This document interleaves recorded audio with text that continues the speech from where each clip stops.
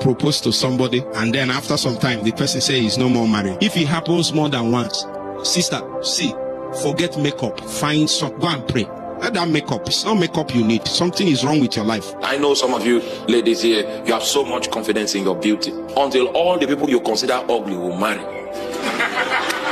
And then you are looking for attention, and then you realize that your resources are not sufficient to prosecute your destiny. Then you will now take on the anthropos form, looking.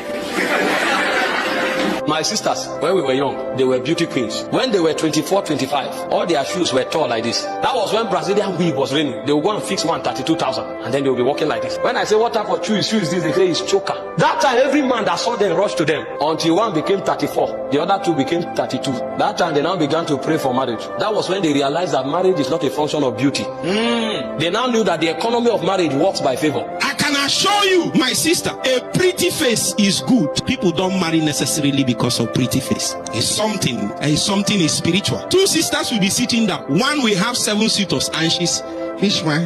The one you are managing is trying to beat you. A young lady met me and said that the only people that say hello to her is married people.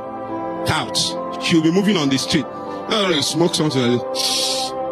You are carrying Bible, you are moving. She's wondering, what is it? What's the connection between me and this person? What of Brother James in church? What of Pastor Patrick in church? What's happening? I want to serve God with a man of God that is on fire, that is tall, that can handsome with cars and houses.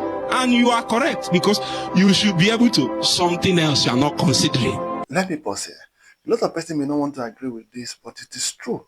I've seen people that are very pretty, hardworking. In fact, some of them are head of the departments in the places that they work, in their place of work.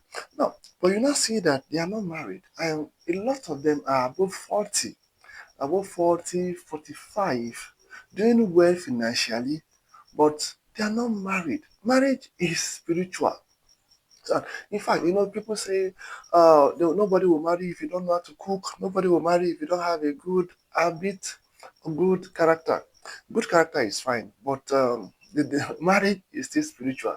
In fact, there's a lady I know very well that people always say, this girl is so rude. She does not have manners. In fact, the people that were calling her rude, mannerless, she got married before them. And the shocking thing is this: some of them are still not married, and this girl is married with children right now. Am I endorsing wrong character, bad habit? No, I'm simply saying, just as you've heard from the ministers, marriage is spiritual. Yes, gather all the certificates you can, but ensure that you deal with things spiritually. Anyhow you want to put it, ensure that you are not projecting yourself. Don't ever think you can do it on your own. Like, because I have this, because I have that, I'm capable, I can just make it happen. No. Look at the story of Esther. It was the oil of favor that came upon Esther that made her preferred. She was preferred. There were other beautiful ladies around. How come the king would not be interested in one? It was God. It was God.